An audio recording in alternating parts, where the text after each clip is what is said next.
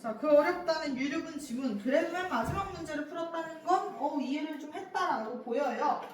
맨 마지막 문제 답부터 불러드리면 맨 마지막 문제의 답은 4번입니다. 잘했어. 요거 맞췄다는 건 이해는 했다는 거야. 그러면 10, 11, 12를 틀렸다는 건 이해를 했음에도 뭔가를 잘 못 본다. 그리고 어떻게 푸는지 모른다. 요건 이제 문제풀이 방식을 몰랐다가 되는 거지. 근데 지문을 이해했다는 것 자체로도 스스로 오늘 좀 뿌듯해 하셔도 좋습니다. 자, 그럼 그래도 어떤 루트로 여러분들이 읽었을지 그리고 어떻게 읽는 게 문제 풀 때 좀 더 손쉬운 방법인지 이런 걸 나랑 같이 한번 그래도 리플레이 해보도록 하자. 자, 사유재산 우리 앞부분 문단을 같이 읽었지만 다시 한번 가보면요. 사유재산 제도 하에서 누구나 자신의 재산을 자유롭게 처분할 수 있다. 그치? 내가 갖고 있는 내 분필 물론 이건 학원 거지만 만약에 내 거라면 내가 부셔도 되고 팔아도 돼. 그러나 기부와 같이 어떤 재산이 대가 없이 넘어가는 무상처분 행위. 무상처분 행위는 우리 뭐로 넘기고 보자고. 무상처분을 그냥 이건 너희가 적을 필요 없어. 머릿속에만 정립이 되어 있으면 돼. 기부구나. 이렇게 이해를 하고 자 그리고 나서 행해졌을 때는 기부가 됐을 때는 그 당사자인 무상처분자와 무상취득자의 의사와 무관하게 그 결과가 번복될 수 있다. 그냥 원 상태로 돌아갈 수 있다. 의사랑 상관이 없다. 이걸 우린 예시를 들어서 뭐랑 뭐의 관계로 생각하면 편하다. 이런 무상처분 단계를 철수 영위 케이스로 줘. 철수가 대충 영희한테 한 6억 기부했다고 치자. 뭐 이런 식으로 예시를 들어보는 거지. 자 그러면 우리 무상처분자가 누가 되고 철수가 되고 취득자가 영희가 되겠구나. 자 그랬는데 우리 그의 상속인데 무상처분자가 죽었어. 우리 철수가 죽으면 상속이 개시가 돼요. 여러분 그럼 언제 상속이 개시된대? 철수가 죽으면. 요거 정도는 그냥 오늘 베이스로 알아가면 좋은데요. 얘들아 상속과 증여는 조금 달라. 요즘 자주 나오는 지식 중 법과 관련된 내용 중에 하나인데 상속은 죽었을 때 받는 게 상속이고 증여는 살아있을 때 너희가 부모님한테 받는 게 증여라고 생각하면 됩니다. 그래서 상속과 증여 정도의 차이는 상식으로 좀 기억해 놓으면 좋고 자 그랬을 때 이제 철수가 죽으면 뭐가 시작된대? 상속이 개시되고 그의 상속인은 누구라고 할 거야? 철수 아들. 철수 아들이 상속인인데 상속인은 우리 유류분을 반환받을 수 있는 권리인 유류분권. 유류분권은 뭔지 모르겠지만 반환받는 거구나. 그건 아직 안 나왔지. 유류분이 뭔지는. 그럴 수 있기 때문이다. 이때 무상처분자 철수였지. 철수는 피상속인이 됐고 그러면 피상속인도 철수구나. 그래서 철수를 다른 이름으로 부를 수 있겠지. 피상속인이라고 불러도 철수고 처분하는 사람도 철수야. 처분자도. 그럼 그의 권리와 의무는 모두 누구한테 넘어가대? 철수 아들한테 이전된다. 자 그럼 이제 다시 한번 읽어보자. 유류분은부터. 자 유류분 정의 주지. 유류분 정도 단어들은 모른다고 좌절할 필요 없어. 어차피 알려줄 거야. 그럼 기다리면 돼. 알려주지. 유류분은 뭐냐면 하고 정의를 줬어요. 피상속인의 무상처분 행위가. 이걸 다 바꿔서 읽으면 돼. 피상속인 누구였어? 철수. 철수의 무상처분 행위 기부가 없었다고 가정할 때 상속인 누구? 철수 아들이 상속받았을 수 있었을 이익 중 법으로 보장된 부분이다. 그러면 유류분은 뭐구나라고 잡으면 돼. 포인트를 잡을 때 유류분은 철수의 철수 아들의 몫인데 이게 뭐가 없었을 때 기부 이전 상태에 철수가 기대하는 몫 같은 걸 얘기하겠구나. 보장된 부분이래. 상속인의 보장 부분. 재산 중에 기부가 있든 없든 보장되는 금액이 있다는 거야. 이거 한번 생각해 보면 되지. 그러니까 우리 엄마가 기부 막 그런 얘기 하시잖아. 어머님들이 나 이제 너한테 안 준다. 너한테 아무것도 남겨주지 않을 거고 너가 죽을 때 남는 재산 다 기부하고 죽을 거야. 이런 식으로 얘기하셔도 뭐다? 나의 권리를 주장할 수 있구나. 나한테 떨어지는 법으로 정해준 몫이 있구나. 이 얘기를 하는 거야. 그게 유류분이래. 자, 근데 혹시 솔직히 근데 이 정도로는 못 이해할 수 있으니까 뭐까지 주는 거야? 예시를 좀 들어줘. 만약 상속인이 피상속인의 자녀 한 명이면 상속받았을 수 있었을 이익을 뭐가 보장돼? 2분의 1이 보장이 된대. 그러니까 엄마가 기부를 하기 이전의 상태, 그러니까 철수가 기부를 하기 이전의 상태의 재산의 절반은 자식의 몫으로 정해져 있다는 거야. 상속인들이 아들들이 상속받을 수 있었을 이익은 상속 개시 당시, 상속 개시는 언제 되겠어? 죽으면 된다며. 죽었을 때 피상속인 누구야? 철수가 가졌던 재산의 가치에 이미 무상취득자 누구? 영희한테 넘어갔던 재산 뭐 얼마? 6억의 가치를 더하여 산정된다. 이걸 너희가 그냥 눈으로 읽고 넘어갔으면 안 돼. 머릿속으로 한번 생각해 봤어야지. 그리고 너희가 직접 마음에 드는 숫자 집어넣어. 근데 내가 추천하는 숫자들은 대체로 끝이 0으로 끝나는 게 계산이 쉬워. 그래서 뭐 한 10억 뭐 이 정도로 대충 계산해. 자 그러면 뭐라고 생각할까? 총 10억으로 가자. 그러니까 뭐 원래 이제 우리 아빠가 10억이 있었는데 철수가 원래 10억 정도 부자였는데 기부를 6억 한 걸로 대충 치자고. 철수한테 원래 얼마 있어 지금? 한 4억 있었겠지. 그러면 철수한테 남은 재산, 이게 그런 뜻이구나. 자 그럼 상속 개시 당시 피상속인이 가졌던 재산 이건 대충 4억 5천. 그러니까 합이 한 0으로 끝나면 계산이 깔끔해. 짝수로 주로 산정해놔. 문제 이제 예시를 들을 때. 자 4억 정도라고 하면 자 그러면 우리가 무상취득자한테 넘어간 재산이 얼마야? 6억이 있네. 그럼 요걸 더한 재산에서 뭐를 한대? 이미 무상취득자에게 넘어간 재산의 가치를 더해가지고 산정을 한대. 뭐를? 유류분을. 유류분은 상속인들 아들들이 기대했던 이익을 보호하기 위한 것이기 때문이다. 그럼 자 얘들아 철수 아들이 한 명이야. 철수 아들의 몫은 얼마야? 2분의 1. 그럼 얼마인 거야? 진짜? 5억이지. 그렇지. 10억에 대한 5억이 되겠지. 요걸 계산을 하면서 읽어야 돼. 너희가 읽을 때. 그렇지. 그러면 원래 지금 현재 통장 잔고가 4억인데 영희한테 6억을 줬다는 게 알려지면 철수는 얼마? 5억이 원래 철수 아들의 몫이라는 거구나. 그럼 유류분이 얼마구나? 5억이구나. 요걸 계산하면서 읽는 거야. 이해되지? 자, 피상속인이 상속 개시 당시에 가졌던 재산 이게 얼마인 거야? 계속 4억으로부터 상속받은 이익이 있는 상속인. 이미 그럼 4억은 아빠 통장에 있었을 거 아니야. 그럼 철수한테 4억이 갔겠니 안 갔겠니? 갔겠지. 아빠가 죽었을 때 바로 철수한테 4억은 갔을 거야. 자 그러면 그런 철수 아들 미안 철수 아들은 철수는 아니니까 철수 아들이 4억을 받았을 거 아니야.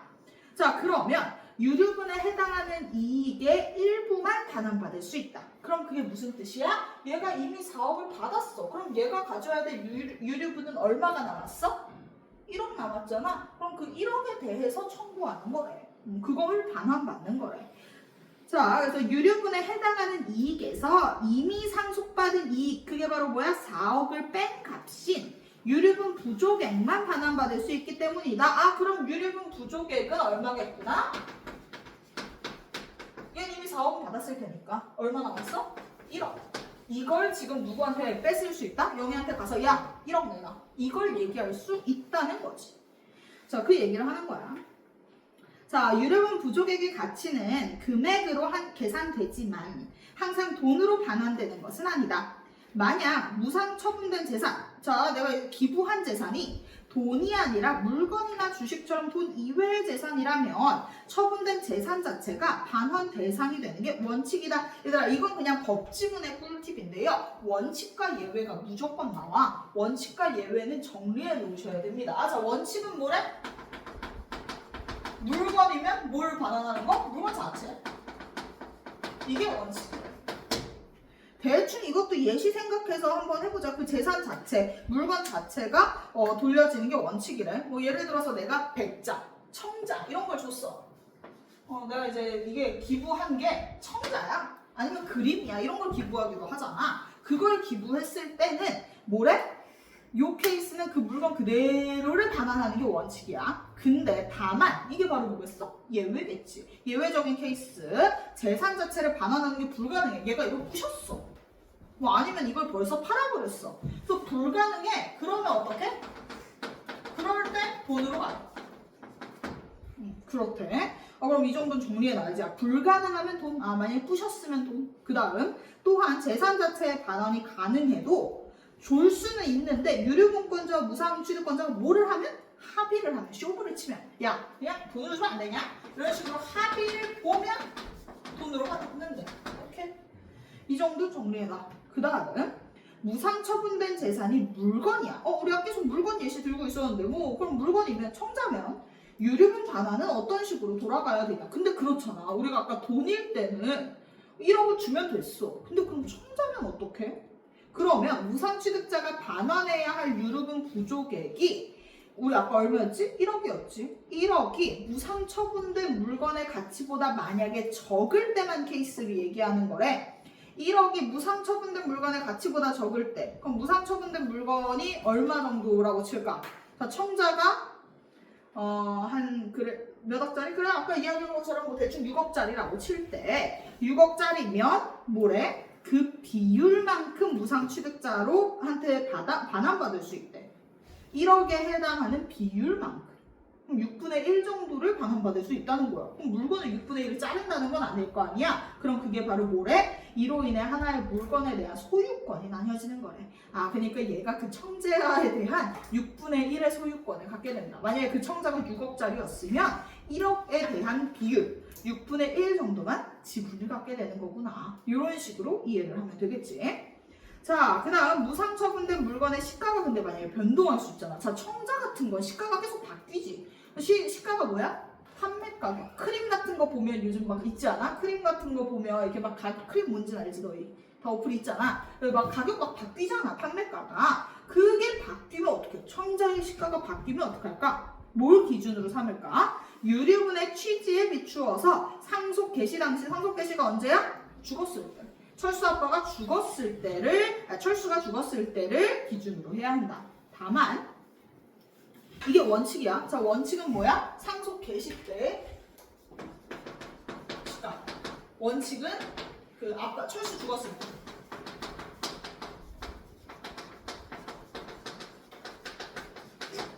철수 죽었을 때 가격을 원칙으로 해야 되는데 계속 바뀌다가 딱 그 철수 죽은 그 날에 그 가격을 원칙으로 가야 되는데 근데 만약에 그 물건의 시가 상승이 영희의 노력이었대. 영희가 그걸 쓸고 닦아가지고 혹은 그 가치를 인정받을 만한 논문을 찾아가지고 영희가 노력해서 가격이 오른 거야. 그러면 어떻게 된대? 이때는 무상취득 당시의 시가를 기준으로 계산해야 된다. 그럼 이게 언제? 기부했을 때를 기준으로 한대요. 자, 근데 예외가 그럼 뭐야? 영희의 노력이라면 그러면 뭐로 가야 된다? 기부 당시. 기부 당시의 가격을 기준으로 해야 된다. 자, 이렇게 정해진 유류분 부족액을 근거로 반환 대상인 지분을 계산할 때는 근데 우리가 지분을 계산할 때는 시가 상승의 원인이 무엇이든 상속 개시 당시의 시가를 기준으로 해야 한다. 그래서 이제 지분이라고 하면 몇 분의 몇을 갖는지 그걸 지분이라고 하지 그 지분 계산할 때는 철수 죽었을 때 시가로부터 몇 분의 몇인지를 계산한다 라는 거야. 자, 그럼 이제 문제로 들어가서 같이 보도록 합시다. 10번부터 볼게요. 윗글의 내용과 일치하지 않는 걸 고르는 문제고 이건 그래도 좀 풀만하지 않았을까라는 생각을 합니다. 자, 1번 유류분권은 상속인이 아닌 사람에게 인정되지 않는다. 당연하지. 유류분권이라고 하는 게 철수 아들한테나 인정이 되지 뭐 영희 아들한테 인정되진 않을 거 아니야. 5. 2번 유류분권이 보장되는 범위는 유류분 부족액의 일부에 한정된다라고 했는데 얘들아 유류분권이 보장되는 범위는 유류분 부족액의 일부야? 아니지. 유류분 부족액이 1억인데 이거는 다 받아야 될 거 아니야 얘가. 일부에 한정하려면 1억 중에 일부라는 건데 아니지. 얘는 일부가 아닌 유류분 부족액에 한정되는 거야. 유류분권이 보장되는 범위는 유류분의 일부인 유류분 부족액에 한정되는 거야. 말장난이기는 했어요. 근데 요거 정도는 잡아낼 수 있었어야 한다고 봅니다. 3번 상속인은 상속 개시 전에는 무상취득자에게 유류분권을 행사할 수 없다. 자, 요건 맞지. 상속인은 당연히 아빠가 죽지도 않았는데 철수 죽지도 않았는데 갑자기 유류분 내놔 이러면 이거는 안 되겠지. 4번 피상속인이 생전에 다른 사람한테 팔았어. 그럼 이거 기부야? 아니지. 돈 받고 팔았으면 이건 기부가 아니잖아. 그럼 얘는 유류분의 대상이 될 수가 없어. 기부만 얘기하는 거였지. 5번 무상으로 취득한 재산에 대한 권리는 무상 취득자 자신의 의사에 반하여 제한될 수 있다라고 했어. 무상 취득자가 누구야? 영희. 영희가 반대하면 안 돼? 영희가 반대해도 상관없어. 영희는 무상 취득했기 때문에 권리가 인정되지 않는다. 우리 앞에서 번복될 수 있다 그랬잖아. 의사랑 무관하게. 그래서 답은 2번이 되는 겁니다. 아마 이제 소거법으로 풀어서 맞춘 친구들도 있을 텐데 헷갈리면 혹시 모르면 한번 다시 돌아가 보시면 됩니다. 우리 유류분 부족액에 대한 정의가 어디 나왔었는지 그 부분으로 돌아가서 다시 읽어봤으면 아마 알 수 있었을 텐데요. 자, 우리 거기 세 번째 문단이죠. 자, 세 번째 문단의 첫 번째 줄 읽어봅시다. 자, 우리 피상속인이 상속 개시에 가졌던 재산으로부터 상속받는 이익이 있는 상속인은 아들은 유류분에 해당하는 이익의 일부만 반환받을 수 있다. 똑같은 맥락이 여기서 언급이 됐었던 거잖아.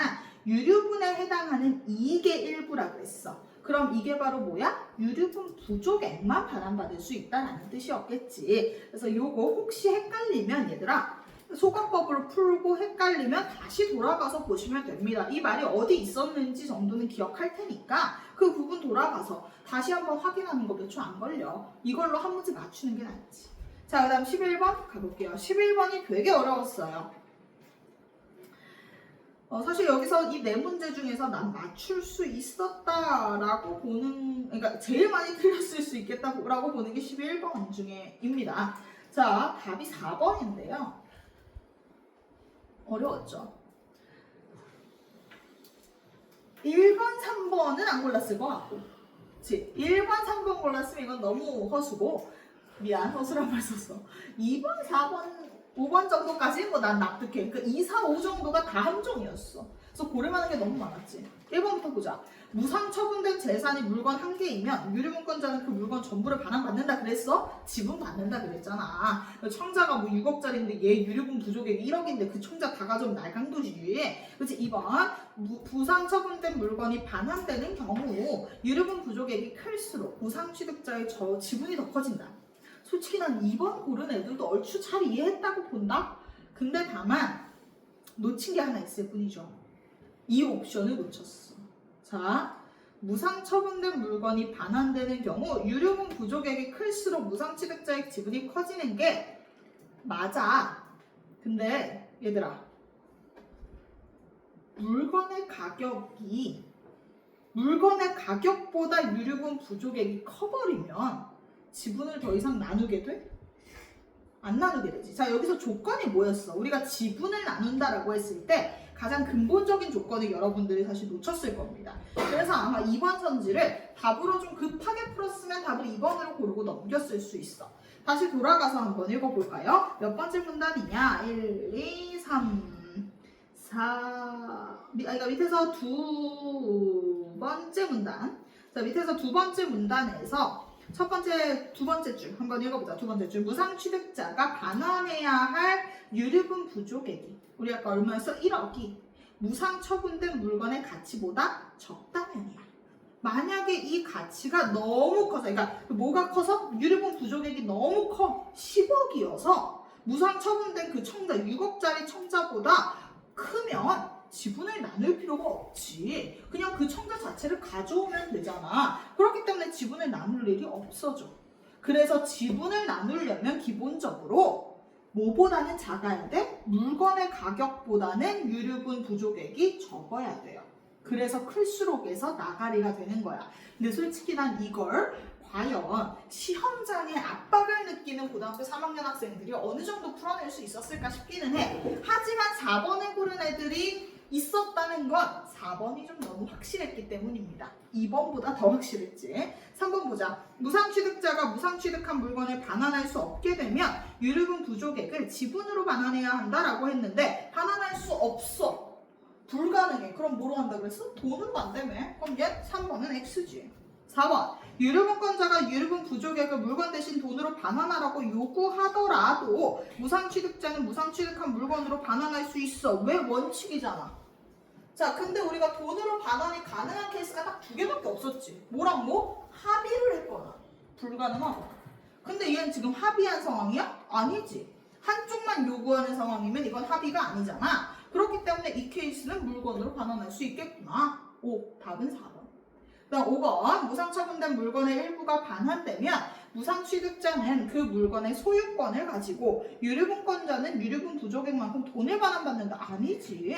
이거 우리 돈 받는 거 아니라 지분 받는 거죠. 사실 5번도 고르면 안 됐구나. 근데 2번, 4번 둘 중에 하나를 골랐으면 괜찮은 정도로 독해한 거고, 사실 1, 3, 5를 골랐다는 건 좀 뭔가 문제가 있었던 걸로 보입니다. 12번 보자 얘들아. 12번. 이런 문제는 지금 애들이 너희가 오히려 11번을 더 많이 틀렸어. 11번을 난 제일 많이 틀렸을 거라고 생각했는데 12번을 더 많이 틀렸는데 이건 스킬 부족의 문제가 좀 있는 것 같습니다. 12번은요 어떻게 푸는 건지를 좀 말씀드릴게요. 우리 모든 늘 나오지 윗글을 통해 할 수 있는 기억의 이유로 가장 적절한 거 누누이 얘기를 하고 있는데 이 문제는 일치불일치가 아니야. 너희 하나부터 옳은지 그른지 이거 생각하면 답 안 나와. 1번부터 5번까지 거의 다 맞아 보일 거거든. 여기서 너희한테 묻는 건 기억의 이유로 제일 그럴듯한 게 뭐냐는 거야. 그럼 너희가 한번 생각해봐. 유류분의 취지에 비추어 상속 개시 당시의 시가래. 유류분의 취지가 뭐였을지는 한번 생각해봐야지. 우리 맨 앞에서 유류분의 취지가 나왔어. 뭐였어? 아들이 기대하던 몫을 보장해주는 게 유류분의 취지라며. 그러면 아들이 원하는 정도의 값을 보장해주는 거니까 아빠가 죽었을 때 얘가 기대하던 값을 보장해주는 거니까 그치 유류분의 취지에 비추어서 아빠가 죽은 그 시점에 시가를 기준으로 해야겠지 라는 생각을 하고 이 생각과 제일 비슷한 걸 고르는 거야. 그치 우리가 아빠가 죽었을 때 아빠의 재산 중에 내 몫을 예상했던 그 값에 대한 자신의 몫을 보장해주는 거지. 그걸 보면서 얘랑 제일 비슷한 걸 고르면 뭐밖에 답이 안 나와? 2번밖에 안 나와 얘들아. 유류분을 피상속인 아빠가 재산 무상 처분 안 했을 때를 기점으로 철수 아들은 아빠가 무상 처분한 것도 모르고 아빠 기부한 줄도 모르고 우리 아빠는 10억이 있어 이렇게 기대하고 있었을 거 아니야. 그럼 난 5억 정도 받을 거야 라고 기대했었을 테니까. 그래서 피상속인이 재산을 그리고 팔지 않은 것으로 가정했다는 거잖아. 애시당초 기부를 안 한 상태를 가정한 거니까 그 당시에 그 청자의 시가가 6억이었으면 얘는 6억이라고 얼추 계산하고 있었을 테니까 무상 처분하지 않은 것으로 가정해서 산정되기 때문에 답은 2번이 되겠죠. 넘어가서 3번. 너무 대부분 제가 보기에 절반 이상이 맞았던 걸로 기억하는데요. 그래도 간단하게 한번 돌려드리도록 할게요. 자, 갑의 재산으로 A 물건과 B 물건이 있었대. 그럼 갑의 재산은 A 플러스 B밖에 없는 거야. 그럼 물건이 2개밖에 없어. 그래서 해야 A랑 B 이렇게 2개 있었고 그 이외에 재산이나 채무는 없었대. 갑은 을에게 A 물건을 무상으로 넘겨줬어. 이게 바로 뭐야? 무상 처분이네. 기부를 했어. 자, 그럼 우리 갑이 누구고 철수고 을이 0이네. 그로부터 6개월로 사망했다. 갑의 상속인으로는 자녀 병만 있대. 그럼 자녀의 몫은 2분의 1이겠네. 전체 재산에. A 물건의 시가는 A 물건을 소유하게 되었을 때 그러니까 기부했을 때 얼마였다가 300이었다가 지금 얼마나 가격이 뛰었어? 700으로 뛰었어. 그럼 너희는 이걸 읽는 순간 뭐가 떠올라야 돼? 이게 영희의 노력에 의한 건지 아닌지가 좀 중요하긴 하겠다. 요걸 떠올렸어야 돼. 자, 병은 갑이 사망한 날로부터 3개월 후에 을에게 유리분권을 행사했다. B 물건의 시가는 병이 상속받았을 때부터 병이 을에게 유류분 반환을 요구할 때까지 100으로 동일하다. 그럼 B는 지금 누가 갖고 있겠어? 철수 아들이 이미 갖고 있는 상태겠지. 자, 그럼 가보자. A 물건의 시가 상승이 을의 노력과 무관한 경우래. 그러면 우리 계산할 때 뭘로 계산해? 700으로 그냥 그대로 계산한다 그랬지. 이게 권리를 계산해 줄 때, 우리 아들의 권리를 계산할 때. 그럼 아들의 몫은 얼마가 될까? 아들이 가져야 되는 돈, 물려받아야 되는 돈이 얼마야? 800에다가 2분의 1 하면 얼마야? 400이겠지. 자, 400인데 자, 얘가 이미 얼마를 받았겠어? B는 자기가 이미 받았을 거 아니야. 아빠가 죽은 즉시 바로 자기 통장에 꽂혔겠지. 갖고 있으니까. 그러면 얘한테 부족한 금액은 얼마야? 300만 원. 이게 바로 유류분 부족액인 거지. 그럼 1번 선지는 적절하네. 자, 2번 보자. A 물건의 시가 상승이 을의 노력과 무관해. 똑같은 케이스네. 이럴 경우 유류분 반환의 대상은 700만 원짜리 저 물건은 A 물건의 7분의 3이다. 그럼 얘는 300, 700 하면 7분의 3 맞네? 2번도 적절해. 3번 A 물건의 시가가 근데 이번엔 을의 노력이 맞다고 인정을 했어. 그럼 우리 계산할 때 뭘로 계산해야 돼? 기부했을 때 당시로 계산하래. 그럼 300 플러스 100 하면 400이네. 여기에서 누구의 몫? 우리 아들의 몫은 얼마야? 200이겠지. 거기에다가 이미 B 물건은 상속받았을 테니까 100을 빼면 얘한테 남은 유류금 부족액은 100만 원이겠네. 그럼 100을 요구할 거야. 자, 그럼 3번도 맞았어. 그럼 4번 보자. A 물건의 시가가 을의 노력으로 상승한 경우 유류금 반환의 대상은 A 물건의 시가의 3분의 1 지분이다 라고 했는데 우리 지분을 나눌 때는 당연히 뭐를 기준으로 나눠야 돼? 현재 가격을 기준으로 나눠야 된다라고 나와 있었잖아. 그러면 700만 원에 대한 100만 원의 지분은 7분의 1이겠지. 그래서 답은 4번입니다. 이렇게 푸는 문제였어요. 자, 그래서 우리 요 지문은 사실 이해만 했어도 내가 오늘 읽은 내용에서 한 70%는 내가 이해했던 것 같다라고만 생각해도 뿌듯해해도 될 정도로 어려운 지문이었고요.